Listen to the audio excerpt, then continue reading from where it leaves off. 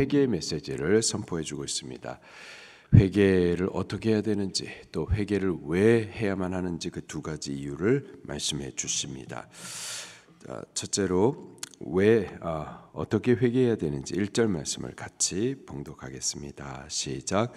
여호와께서 이르시되 이스라엘아 내가 돌아오려거든 내게로 돌아와라.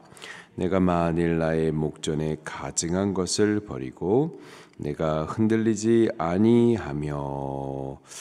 회개라는 것은 돌아오는 거죠. 근데 어디로 돌아오느냐? 방향을 잘 설정을 해야 되는데 내게로 돌아오라. 여호와 하나님께로 돌아오셔야만 하는 겁니다. 여호와께로 돌아온다라는 것은 또 무엇인지 한 세 가지로 쭉 말씀을 해주고 있는 대로 1절에 보니 내게로 돌아오라. 어떻게 돌아오는 것인가? 내가 만일 나의 목전에서 가증한 것을 버리고. 여호와 하나님 보시기에 가증한 것, 우상을 말하는 겁니다. 여호와 하나님도 섬기고 또 다른 것도 섬기고 예배도 하고 죽은 조상에게 제사도 드리고 하나님의 말씀도 받고 점도 치고, 이거는 가증한 거예요. 하나님을 섬기고자 하면은 하나님만 섬겨야 되겠고, 예배하고자 하면 하나님만 예배하고 다른 우상에게 제사하는 거 그거 버리셔야만 하는 거죠.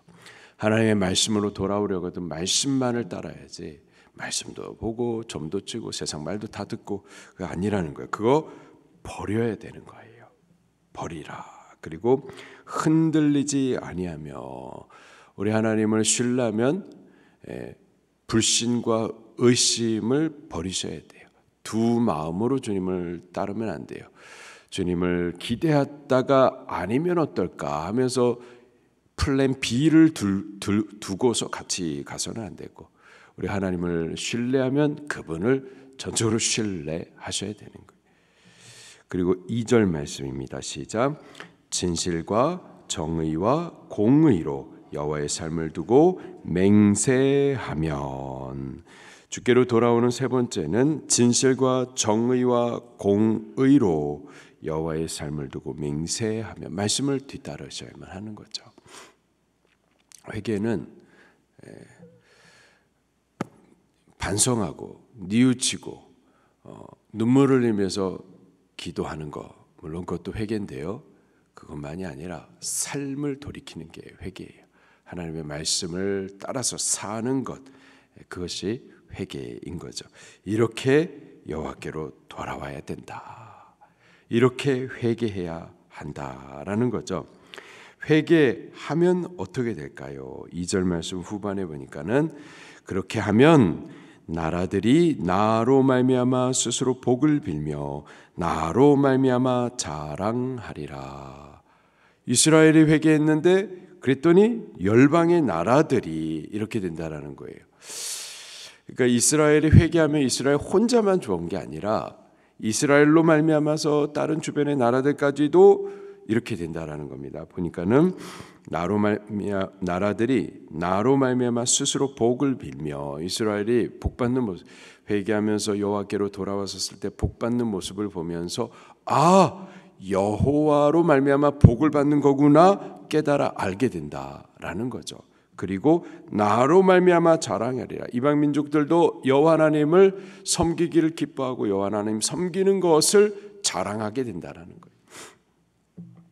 이스라엘이 하나님 앞에 돌아왔는데 이것을 보면서 이방 백성들도 여호와 하나님이 참 만복의 하나님이시구나, 여호와 하나님께로 돌아와야 되는구나, 여호와 하나님을 섬기는 것을 저들도 자랑하게 된다라는 거죠.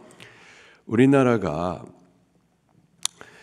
그 6.25 전쟁 이후에 세계에서 두 번째로 가난한 백성, 가정들마다 다 해체되고 부모 없이 어린아이들이 그렇게 굶주린 상태에서 울고, 부모 없는 저들이 여호와 하나님을 찾아 아버지라고 부르면서 하나님을 아버지 삼아 그렇게 간절히 따랐죠. 하나님을 향해 아버지라고 부를 때 하나님께서 이 민족의 아버지가 되어 주셨고, 그래서 교회 안에 회개의 부흥과 함께 영적인 풍성한 은혜를 받은과 함께 나라가 복을 받았어요. 그리고 이 교회가 하나님 앞에 돌아와 하나님의 위로와 복을 받는 모습을 볼 때, 그때에 이 교회 바깥에 있는 사람들도 야, 교회 안에 진짜 뭔가가 있구나 보면서 저들도 예수님 믿기를 기뻐하면서 큰 부흥들이, 전도들이 잘 됐죠. 그렇게 되는 거예요. 교회가 하나님 앞에 돌아와 하나님 앞에 회복의 은혜들을 받을 때 그것을 주변 사람들이 다 보고 있는 거죠. 보며 저들도 여호와 하나님 안에 뭔가 있구나. 그리고 저들도 예수님 믿기를 기뻐하게 되는 겁니다. 지금 우리가 여호와 하나님 앞에 진실로 돌아올 때 그 안에 회복이 먼저 있을 줄로 믿습니다. 그리고 우리가 회복되는 것을 보면서 또 이방 사람들조차 저들도 여호와 하나님 믿기를 기뻐하며 돌아오게 될 줄로 믿습니다. 또 3절 말씀에 어떻게 또 회개해야 될지를 같이 보겠습니다. 시작. 여호와께서 유다와 예루살렘 사람에게 이와 같이 이르노라. 너희 묵은 땅을 갈고 가시덤불을 파종하지 말라. 회개가 뭐냐? 묵은 땅을 갈고 또 가시덤불 위에다가 파종하지 않는 겁니다. 가시덤불, 가시나무들이 이렇게 막 있는 그곳에다가 씨를 뿌리면 어떻게 될까요? 혹 씨가 싹을 트고 줄기를 올린다 하더라도 그 가시에 의해서 기운들을 상하게 될 수밖에 없는 거예요. 죽을 수밖에 없는 거예요. 그 가시덤불 위에다가 씨 뿌려서는 안 되는 거죠. 씨를 뿌리고 열매를 소망하면 먼저는 이 가시를 채해야만 하는 겁니다. 또 묵은 땅을 갈아라. 묵은 땅, 딱딱하게 굳어진 땅, 그 위에 씨 뿌려봤자 씨가 뿌리를 내릴 수가 없어요. 먼저는 갈아 엎어버리셔야만 하는 겁니다. 갈아 엎어버리시고 가시덤불은 제하고 그 다음에 파종해야만 하는 거죠. 너희가 여호와 하나님 앞에 돌아오는 바르게 정말로 생명의 씨를 참 이렇게 뿌리고 열매를 맺기 위하여서는 형식적인 그러한 제사 그거 안 된다. 뭐 말씀 순종하겠다. 근데 먼저는 너희 묵은 땅을 갖다 막 갈아 엎어야 된다. 그 가시덤불, 그 우상들, 그 다 제하여야 된다. 먼저는 회개해야만 한다라는 것을 말씀해 주는 겁니다. 그렇게 회개해야 된다. 4절 말씀도 볼게요. 시작. 유다인과 예루살렘 주민들아, 너희는 스스로 할례를 행하여 너희 마음에 가죽을 베고 나 여호와께 속하라. 그리하지 아니하면 너희 악행으로 말미암아 나의 분노가 불같이 일어나 사르리니 그것을 끌 자가 없으리라. 아멘. 스스로 할례를 행하되 너희 마음 가죽을 베고서 여호와께 속하라 말하고 있어요. 할례라는 것은 포피를 잘라내는 거죠. 살점을 잘라내는 겁니다. 살점을 잘라냄으로써 그 표를 남기는 거예요. 그런데요, 하나님 하시는 말씀이 그 겉사람의 육체에 할례하는 것 그거 말고 너희 마음의 할례를 베라. 형식적인 그런 의식적인 할례, 의식적으로 잘라내는 거 그거 말고 너희 마음 가죽을 잘라내라. 진실한 회개를 해라 라는 말씀인 거죠. 이 회개를 해야 되는 두 번째 이유를 또 이어서 말씀하시는데, 그렇지 아니하면은, 그리하지 아니하면 너의 악행으로 말미암아 나의 분노가 불같이 일어나 사르리니 그것을 끌 자가 없으리라. 여호와 하나님께서 심판하신다라는 거예요. 여호와께서 심판하여 일어날 때는 그 심판의 불을 끌 사람은 아무도 없다라는 거죠. 반드시 회개는 여호와 하나님 앞으로 돌아오는 회개, 의식적인, 형식적인 그런 모양으로서의 회개가 아니라 진실된 회개. 회개에 왜 회개를 해야 되는데, 내가 회개하면은 나도 먼저 복을 받거니와 내 주변의 이방 나라들까지도 여호와 하나님 앞으로 돌아오거니와, 회개하지 아니하면 그러면은 여호와의 분노가 심판이 임하기 때문이라는 거죠. 불갑을 우리는 회개하셔야만 하는 겁니다. 우리나라가 회개해야 되고 우리 가정이 회개해야 되고 우리 교회가 회개하셔야만 하는 겁니다. 그런데요, 이렇게 예레미야가 회개를 선포해 주지만 끝끝내 회개하지 않아요. 그래서 결국 5절 말씀에 보면은 여호와 하나님께서 이렇게 말씀하십니다. 5절 시작. 너희는 유다에 선포하며 예루살렘에 공포하여 이르기를 이 땅에서 나팔을 불라 또 크게 외쳐 이르기를 너희는 모이라 우리가 견고한 성에 들어가자 하고. 자, 공포해라. 나팔을 크게 불어라. 그 나팔의 의미는 뭐냐? 재앙이 임할 것이다. 하나님의 심판이 이르게 될 것이다. 심판을 알리는 나팔 소리인 거죠. 6절입니다. 6절부터 7절 시작. 시온을 향하여 깃발을 세우라. 도피하라. 지체하지 말라. 내가 북방에서 재난과 큰 멸망을 가져오리라. 1장에서 이 예레미야에게 환상을 보이셨죠. 북쪽에서, 북방에서 끓는 가마가 기울어져 가지고 가마에 기름이 이제 막 흘러내리는 거죠. 재앙을 말하는 거예요. 다시 말씀하십니다. 그 북방에서부터 재난과 큰 멸망을 가져오리라. 그 북방의 재앙이 무엇인가? 7절 말씀도 계속 볼게요. 시작. 사자가 그 수풀에서 올라왔으며 나라들을 멸하는 자가 나왔을 때 내 땅을 황폐하게 하려고 이미 그 처소를 떠났은즉 내 성읍들이 황폐하여 주민이 없게 되리니. 아멘. 사자는 찢고 물고 죽이고 상하게 하는 짐승이죠. 바벨론 국가를 말합니다. 이 바벨론 국가를 다니엘의 환상 가운데서도 사자로 표현을 해요.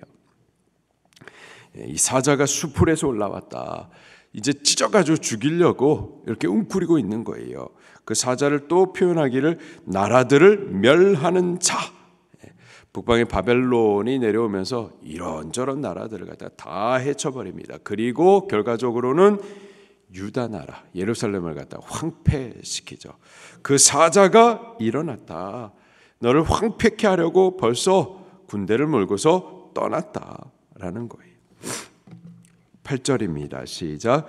이로 말미암아 너희는 굵은 배를 두르고 애곡하라. 이는 여호와의 맹렬한 노가 아직 너희에게서 돌이키지 아니하였음이라. 근데 이 바벨론이 그냥 일어난 것이 아니고요.